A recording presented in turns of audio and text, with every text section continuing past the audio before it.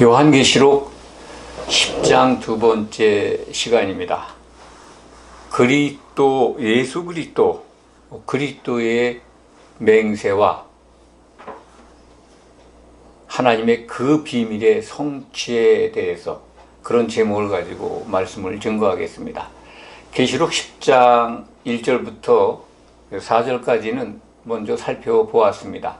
심센 천사가 등장하는데 그 심센 천사가 재림하시는 예수님을 하고 있다라는 말씀을 드렸고, 그 심센 천사가 바다와 땅을 밟고 있다, 이렇게 우리말 번역본은 되어 있는데 그것이 그 위다, 바다와 땅 위에 서 있는 재림하신 예수님을 사도 요한이 계시를 통해서 보고 있는 것을 기록해 놓고 있는 말씀이다 라는 설명을 드렸습니다.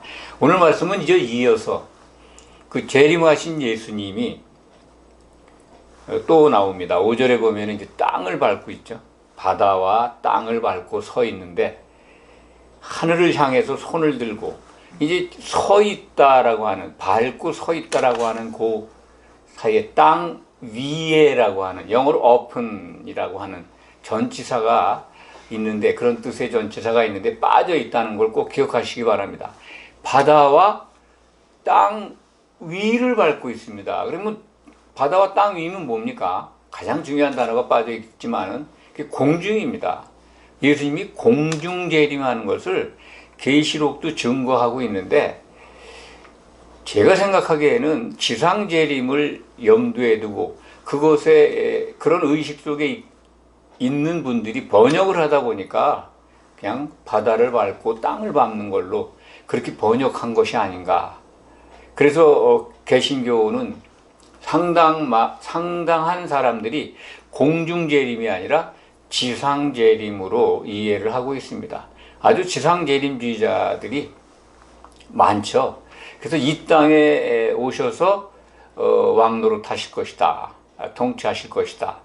그래서 지금 눈에 보이는 이 하늘과 땅이 신약 성경에 보면은 이제 사라져버리고 없애버리죠.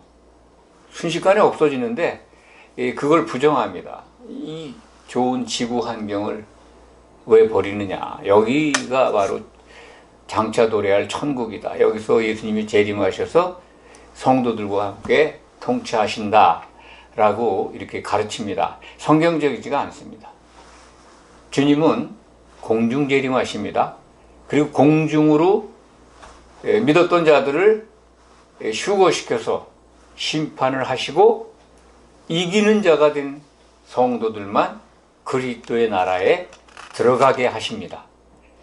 그래서 반드시 요한계시록은 우리에게 이기는 자가 되라고 반복해서 기회 있을 적마다 알아듣도록 이 계시를 통해서 말씀하고 있습니다. 오늘 말씀 속에서도 그걸 발견해야 합니다. 6절에 보면 이제 그 심센 천사가 하늘을 향하여 손을 들고 있다, 그런 모습이었겠죠. 사도 요한의 눈에 그렇게 보였습니다. 그런데 6절 내용이 보면 세세토록 살아계신 또 이 하늘과 그 가운데 있는 물건, 만물이죠. 창조하신 하나님을 지금 설명하고 있습니다. 땅과 그 가운데 있는 물건, 표현이 좀 그렇습니다만 다 이제 만물, 창조물들이죠. 바다와 그 가운데 있는 물건을 창조하신 누굽니까? 삼위일체 하나님이죠. 하나님이 창세기 1장 1절부터 천지를 창조하시니라 할 때 엘로힘이 창조하셨습니다. 삼위일체 하나님이. 엘로힘 그러면 이게 이제 복수의 개념입니다. 히브리 말로. 엘은 단수고, 그래서 신약 성경에서 이제 이 삼위일체 하나님이 각각 활동하는 것이 나오는데, 구약 성경에서는 이렇게 엘로힘이 활동하는 그러한 역사가 기록되어 있습니다. 그걸 꼭 구분하시기 바랍니다. 그래서 이 창조하신 삼위일체 하나님을 가리켜 맹세하고 있어요. 근데 가리켜라는 말이 그러면 이상하잖아요. 창조주 하나님을 향해서 맹세하고 있는데, 그래서 세밀히 찾아보니까, 여러 군데 찾아보니까 이 가리켜라는 단어가 그 안에서라고 하는 헬라 말로는 가리켜라는 단어가 없습니다. 그 안에서, 그러니까 창조주 삼위일체 하나님 안에서 하나님이, 성자 하나님이 스스로 맹세하는 거죠. 하나님이 지금 예수님이 공중 재림한 상황입니다. 재림한 모습을 보고 있잖아요. 근데 맹세라고 하는 부분, 이 맹세라는 언어가 맹세하는 자가 있고 맹세를 받는 분이 있어야 되잖아요. 그런데 우리는 예수님이 공생의 기간 초기에 한상수훈을 통해서 주신 말씀을 기억할 필요가 있습니다. 마태복음 5장 33절부터 37절 말씀입니다. 도무지 너희 맹세하지 마라. 맹세해도 지킬 수가 없다는 거죠. 인간은. 그것이 이제 옛사람에게 말한 바 헛맹세하지 마라 라고 한 그 구약성경 레위기 19장 12절 말씀입니다. 그걸 인용하신 거죠. 레위기 19장 12절을 보면 너희는 내 이름으로 거짓 맹세하지 마라. 거짓 맹세하면 내 하나님의 이름을 더럽힌다는 겁니다. 모독하는 거죠. 왜 그럴까요? 왜 하나님께 맹세하고 안 지키면 모독하는 걸까요? 그리고 하나님을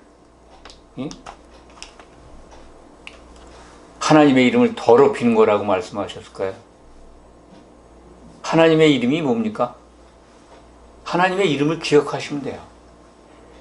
하나님의 이름은 영원히 대대토록 불리워질 호칭이다라고 구약성경에 이렇게 기록되어 있지 않습니까? 하나님의 이름이 여호와입니다. 이 이름은 대대 영원히 불려질 이름이다라고 하신 말씀을 꼭 기억해야 합니다. 자꾸 이 성경에서 여호와 이름을 함부로 못 본다고 해가지고 주로 다 바뀌어 있습니다. 주. 우리말 성경은 그래도 구약 성경에 여호와라고 표현하고 있는데요. 흠정역이나 이런 다른 번역본은 다 로드 영어로 주. 여호와 이름이 빠져버렸어요. 한번 보십시오. 여호와의 이름 여호와라고 쓰지를 않아요. 하나님 주 이렇게 기록하고 있습니다. 여호와라고 불러야 합니다. 여호와의 이름은 되게 하는 분이다. 우리말 번역은 뭐 스스로 있는 자라고 번역되어 있습니다만 잘못된 겁니다. 여호와는 되게 하시는 분이다. 성취하는 분이다. 반드시 이루어 가시는 분이다. 이루시는 분입니다. 계획하신 것, 결심하신 것, 작정하신 하나님의 의지 반드시 이루신다는 거예요. 이름 속에 있어요. 반드시 이루시는 하나님이신데 그 이름 앞에서 그 이름으로 맹세해놓고 안 지키면 그 이름을 더럽히는 거 아닙니까? 하나님은 모독하는 거죠. 하나님은 반드시 이루시는 분이에요. 이루시는 분 앞에 맹세를 했어. 그런데 안 지켜 헛맹세를 했다? 그 용서받을 수가 없는 겁니다. 그런데 그 육체를 가지고 인간 가운데 그걸 지킨 사람이 없죠. 그래서 하나님이 사람이 되셔서 이 땅에 오신 예수님이 그 모든 율법을 지키신 겁니다. 이루신 겁니다. 하나님이신 성자 예수님, 사람으로 오셨던 예수님, 그분만 맹세할 수 있죠. 그래서 오늘 계시록 10장 6절에 기록되어 있는 대로 삼위일체 하나님 안에서 맹세할 수 있는 분, 그분은 예수님밖에 없어요. 사람으로서, 인자로서.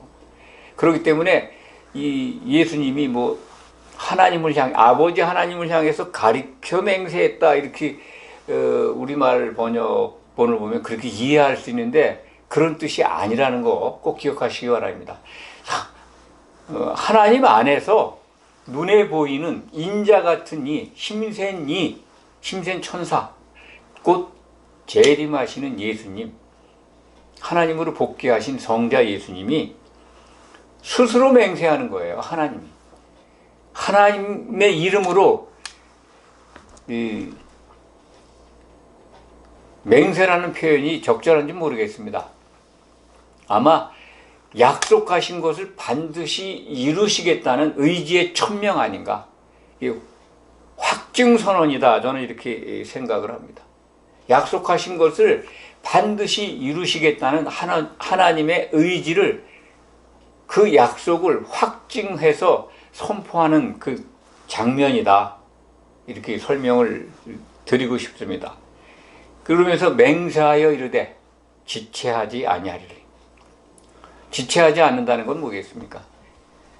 그 앞에 나오는 이제 천사가, 일곱째 천사가 나팔을 부는 그 시점에서 보면 뭐 임박해 있다는 거죠. 뭐 시간적으로 이게 뭐 빨라지고 늦게 오고 그런 게 아니라 시간적 개념이 아니라고 합니다. 지체하지 않는다는 건 나팔 소리가 불렸다면 곧 그 약속하신 것들이, 하나님이 선포하신 것들이 이루어진다라고 하는 그런 말씀입니다. 그것은 이제 우리가 7절에 보면 확실히 알 수가 있죠. 이 일곱째 천사가 소리는 내는 날, 그의 나팔을 불려고 할 때, 요 번역도 좀 어색합니다. 그러니까 그의 나팔, 일곱째 천사가 소리를 내는 날들, 이게 복수입니다. 그러니까 이 유대력 7월 1일이 구약절기 7대 절기 가운데 이제 나팔절이죠. 7월 1일, 유대력 7월 1일이 나팔절로 안식하는 날이고 지키는 날입니다. 명절이죠. 나팔절부터 그 다음 이어지는 이 절기가 7월 10일 이 대속죄일이라고 그러죠. 대제사장이 1년에 한 차례씩 이 향단불을 들고 지성소로 들어가는 날입니다. 그러니까 열흘 기간, 구약 성경을 보면 열흘 기간 동안 나팔절이 7월 1일 날 나팔이 울리지만 그 신약 성경 계시록 10장 7절에는 천사가 소리를 내는 날들, 그러니까 나팔절이 이어지는 그 날에, 그때에 뭔가 이루어진다는 거죠. 예수님의 재림이 이루어지고, 그때 뭐가 있습니까? 그리스도의 심판이 이루어지는 겁니다. 최종적인 심판은 7월 10일이죠. 구약 성경을 따지면 열흘 기간 동안에 이렇게 그리스도의 심판, 법정이 열린다, 이렇게 설명드릴 수가 있습니다. 그런데 그 부분은 신약 성경 계시록에서도 정확하게 그날이 얼마인지 우리에게 일러주지 않습니다.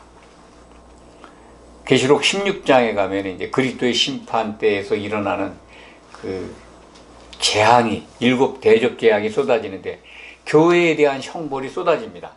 그 기간 동안에 이루어지는 거겠죠. 그래서 그 날들 속에서 이제 그것들이 심판이 끝나면, 심판이 있다는 걸 이 말씀을 통해서도 우리가 꼭 기억해야 합니다. 요한계시록이 우리에게 늘 기억하게 하는 이기는 자가 되라 라고 하는 그 말씀 속에서 그 앞에 이기는 자가 되려면 심판이라는 반드시 약속된 그 일들이 일어난다 하는 걸 기억하시기 바랍니다. 교회가 심판을 잃어버리면요, 이 예수님의 심판 때에서 어떻게 이 복을 받습니까? 심판이 없다고 생각하면, 뭐 심판이 없다라고 성경을 제대로 주목하지 않고 봤다면은 칭찬받을 수가 없습니다. 왜냐하면 이기는 자의 조건이 예수님의 일정들, 예수님의 장차 일어날 모든 일정들, 그걸 끝까지 보는 자들이 이기는 자입니다. 마지막 예수님의 모습이 재림에서부터 심판 법정에서 그리고 혼인 만찬에 들어가는 그 일정, 혼인 만찬에 들어가야 돼요.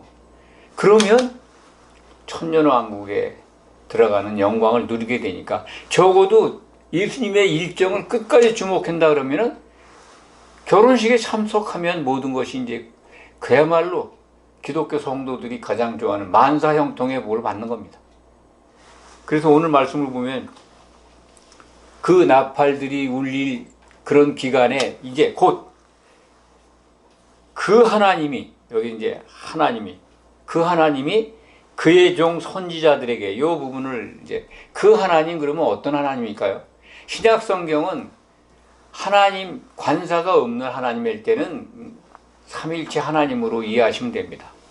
삼일체 하나님이 활동하시는 내용이고, 그 하나님 그러면 아버지 하나님일 수도 있고 성자 하나님일 수도 있고, 또 뭐 성령은 그냥 성령으로 표시되어 있습니다. 그러니까 그 하나님 그러면 여기 이제 인자로 오신 예수님입니다. 예수님이 그의 종 선지자들, 그의 종, 여기 뭐 이제 따로따로 되어 있는데요. 그의 종은 선지자고 사도들입니다. 여기서 요한계시록 10장 7절에서 말씀하시는 그의 종은요, 12사도입니다. 사도들은 예수님의 분신들이면서 선지자입니다.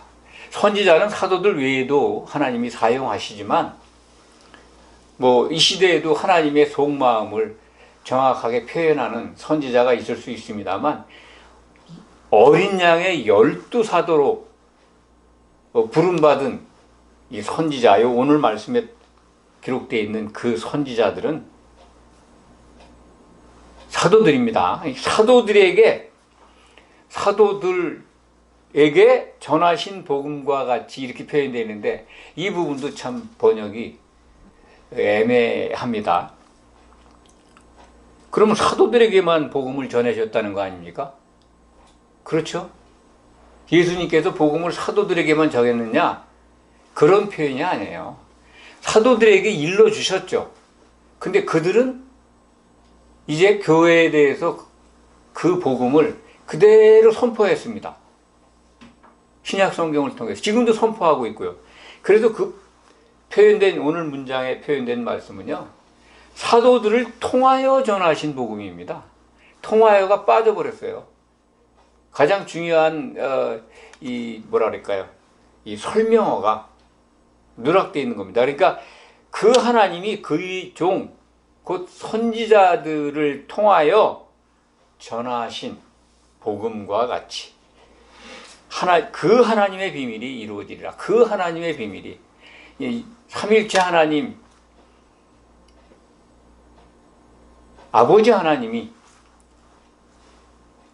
창세기 2장 24절 삼일체 하나님이 천명하신, 반드시 이루시겠다고 하는 의지, 그것이 이제 이루어지는 그 비밀이라고 하는 건 이제 예수 그리스도와 교회의 결혼입니다.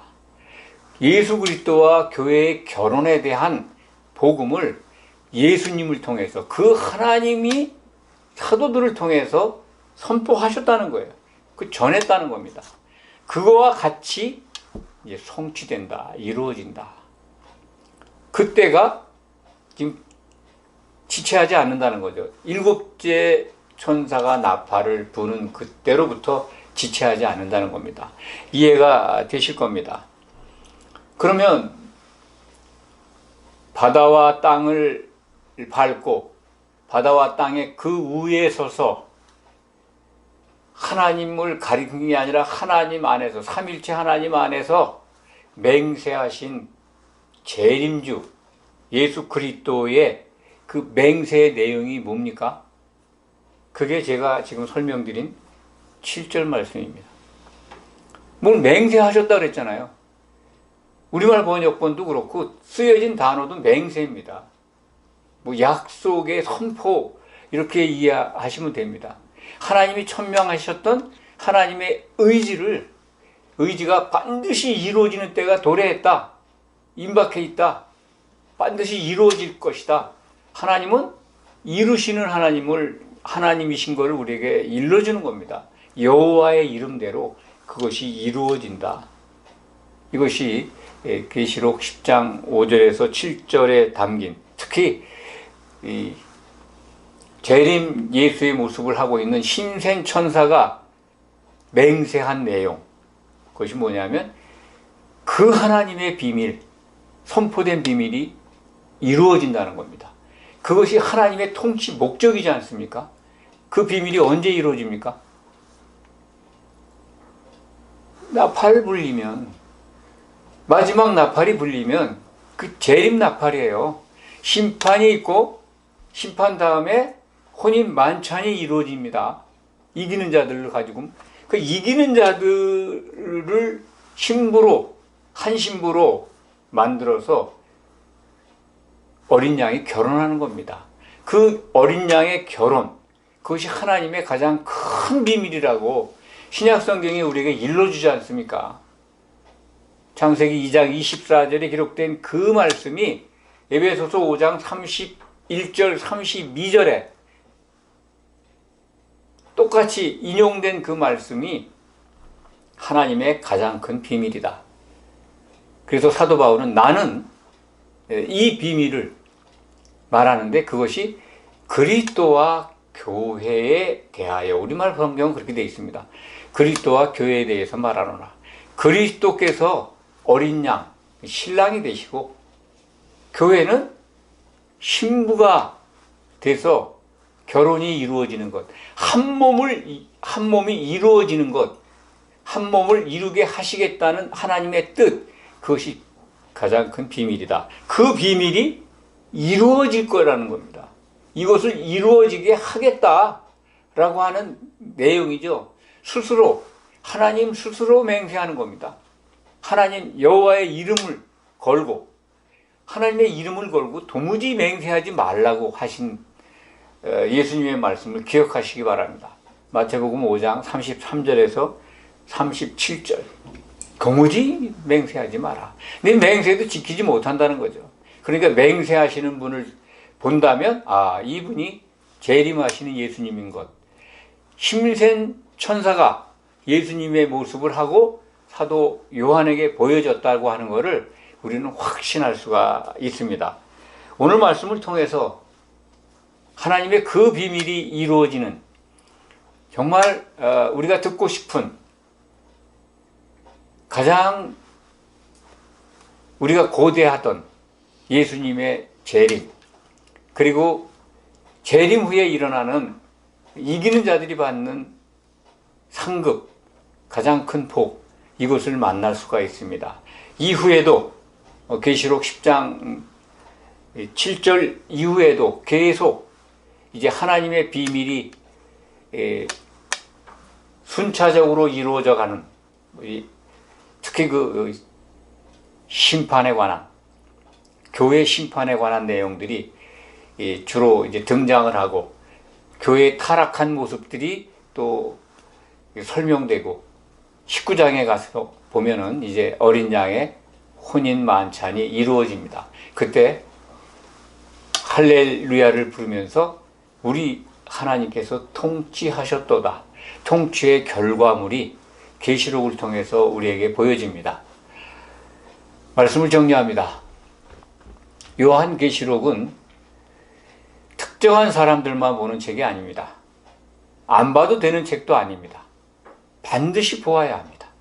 그래서 이기는 자가 되어야 합니다. 복음을 듣고 교회에 들어와 있다면 반드시 신약 성경의 마지막 책 요한계시록을 끝까지 주목해서 보아야 합니다. 그래야 하나님이 우리에게 주시고자 예비하신 그 복의 주인공이 됩니다. 기도하겠습니다.